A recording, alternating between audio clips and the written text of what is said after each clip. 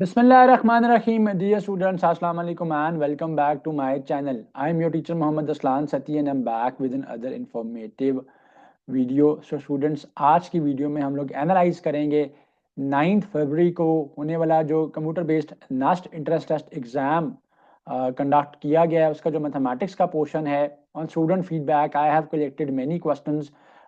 Student से जो information मुझे मिली है, वो स्टूडेंट जो हमसे प्रिपरेशन करते रहे हैं हमारे प्रिपरेटरी बैच में, and they had appeared in today's CBNET at Islamabad at NAS Islamabad campus. तो उनकी फीडबैक के ऊपर मैं आपको ये क्वेश्चंस बता रहा हूँ कि आज के पेपर में किस तरह के क्वेश्चन थे और उनमें क्या क्या चीज़ें मैथमेटिक्स के सेक्शन के अंदर जो है वो पूछी गई थी. सो एनालिटिकल ज्योमेट्री का पोर्शन जो है बहुत स्टूडेंट्स के मुताबिक उनके क्वेश्चन ज़्यादा थे. देखिए, कंप्यूटर बेस्ड जो नास्ट एंट्रेंस टेस्ट होता है उसमें एक पूल ऑफ क्वेश्चन है और उन पूल ऑफ क्वेश्चन में से क्वेश्चन शफल होके रैंडमली आपकी स्क्रीन के ऊपर जनरेट होके आते हैं इन योर एनईडी. ऑल्दो एक सेशन के अंदर अपेयर होने वाले स्टूडेंट्स के क्वेश्चन सेम होते हैं, बट जो क्वेश्चंस का ऑर्डर होता है वो डिफरेंट होता है. तो बहुत से स्टूडेंट्स के आज का पेपर के हवाले से ये कहना था कि जी एनालिटिकल ज्योमेट्री के ज़्यादा क्वेश्चंस थे और जो क्वेश्चंस पूछे गए थे उनमें बड़ी बेसिक सी चीज़ें थी, जैसे कि स्लोप से रिलेटेड क्वेश्चन थे, एंगल फाइंड आउट करना था जबकि आपको स्लोप गिवन थी. उसके अलावा एक क्वेश्चन ये भी थे भी इंक्लूडेड था कि राइट एंगल चेक करना है, आपने बताना है. You were given the sides of a triangle और आपको कहा गया था कि आप इसमें से चेक करके बताओ कि राइट एंगल ट्राइंगल के कोऑर्डिनेट्स इसमें से किस ऑप्शन के जो है वो बनते हैं. स्लोप गिवन थी और स्लोप के साथ जो है वो आपको कहा गया था कि आपने एंगल बिटवीन दिस लाइन निकालना है and you were given the slope of both two lines. And मज़े की बात है कि अकॉर्डिंग टू द स्टूडेंट्स जो दोनों स्लोप्स गिवन थी वो उनका प्रोडक्ट जो है वो -1 बन रहा था. तो एंगल भी निकालने की ज़रूरत नहीं थी, इतना क्विकली हो रहा था वो कि M1 M2 का अगर प्रोडक्ट दोनों स्लोप्स का अगर प्रोडक्ट -1 हो रहा हो तो इसका मतलब है कि angle between them is 90 degree. तो 90 डिग्री वहाँ पे चॉइस था और the answer was in the form of radian. So π/2 वहाँ पे चॉइस बनती थी. स्लोप का क्वेश्चन आपके पास इस तरीके से गिवन था कि यू वर गिवन है equation of line. So equation of line given थी और उस लाइन की इक्वेशन में से आपने परपेंडिकुलर लाइन की स्लोप जो है वो फाइंड आउट करनी थी और फिर जो गिवन पॉइंट था, गिवन पॉइंट के मुताबिक आपने लाइन की इक्वेशन को फाइंड आउट करना था. So this was the question related to slopes. उसके अलावा बहुत ही बेसिक सा distance between line and point से रिलेटेड क्वेश्चन भी कुछ स्टूडेंट्स के मुताबिक पेपर के अंदर था.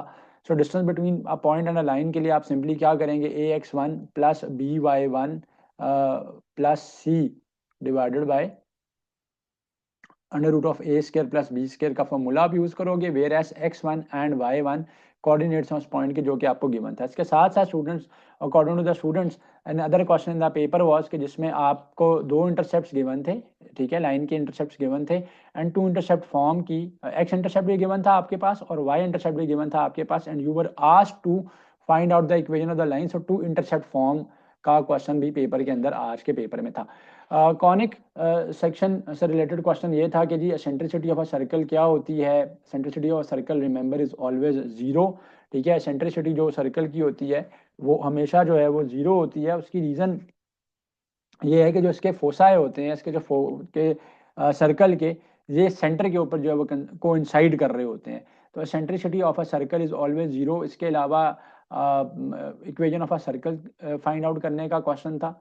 you were given 2 points, let's say -2, 3 were the points given and radius let's say 7 given था और आपने equation of circle find out करनी थी. तो स्टैंडर्ड फॉर्म ऑफ सर्कल को आप यूज कर सकते थे इसके अंदर and simply x minus h का whole square plus y minus k का whole square is equal to r का स्क्वायर फॉर्मूला आपने यूज करना था इसके अंदर and you would have gotten the answer. इसके अलावा स्टूडेंट्स के मुताबिक एक क्वेश्चन ऐसा था कि इक्वेशन गिवन थी और आपने चेक करना था कि क्या ये इक्वेशन पैराबोला की है या नहीं है.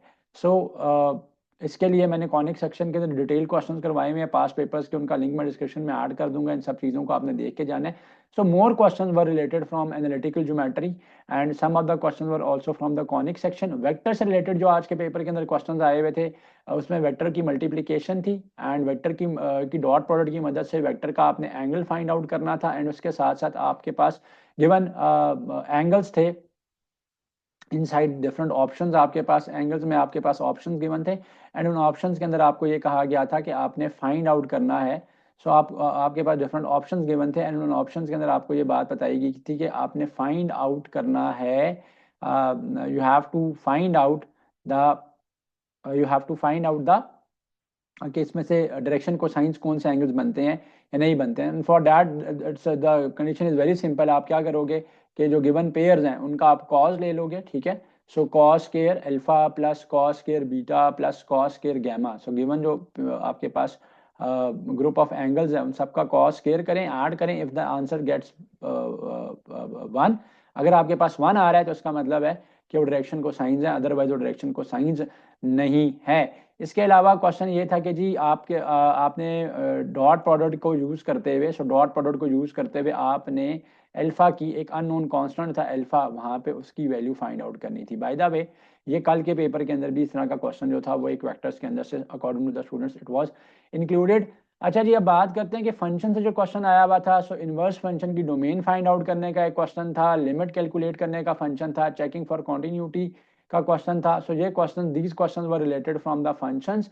इंटीग्रल्स और डेरिवेटिव के बहुत कम क्वेश्चन थे आज के पेपर में, and they were basic questions, को बहुत ज़्यादा मुश्किल क्वेश्चन ही थे। According to the students question ऐसे थे कि जिनके अंदर जो है वो ट्रिक किया गया था आपको, एंड वो 1 स्टेप या मैक्सिमम 2 स्टेप के अंदर सॉल्व होने वाले क्वेश्चन जो थे they were included in the paper. So maximum 1 step and 2 step के क्वेश्चंस को पेपर आज के पेपर में ऐड किया गया था। क्यूब रूट ऑफ यूनिटी की कंडीशंस पूछी गई हैं, ठीक है जी। सो पार्शियल फ्रैक्शन की फॉर्म पूछी गई थी। इसके साथ साथ सेट्स में से आज के पेपर में डेफिनेशन ऑफ टोटोलॉजी को पूछा गया। सो टोटोलॉजी इज अ सिचुएशन जहाँ पे आपके पास सारी की सारी आउटपुट्स जो होती हैं या सारी की सारी कंडीशंस जो हैं वो ट्रू होती हैं।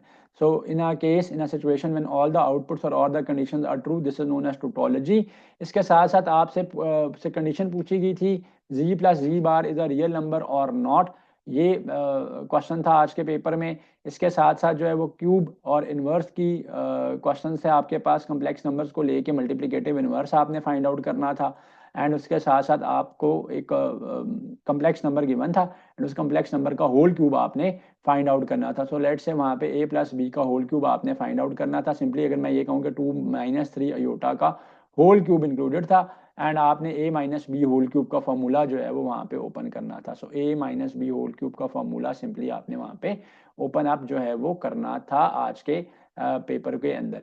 अच्छा जी, ट्रिग्नोमेट्री में से पीरियड्स कैलकुलेशन का क्वेश्चन था। इनवर्स ऑफ अ फंक्शन का जो है फॉर्मूला वो अप्लाई करना था, एंड tan इनवर्स का फॉर्मूला जो है वहाँ पे यूज हो रहा था। उसके अलावा एक आपके पास ट्रिग्नोमेट्रिक इक्वेशन थी, एंड ट्रिग्नोमेट्रिक इक्वेशन का आपने जो है वो उसका सोल्यूशन सेट जो है वो फाइंड आउट करना था।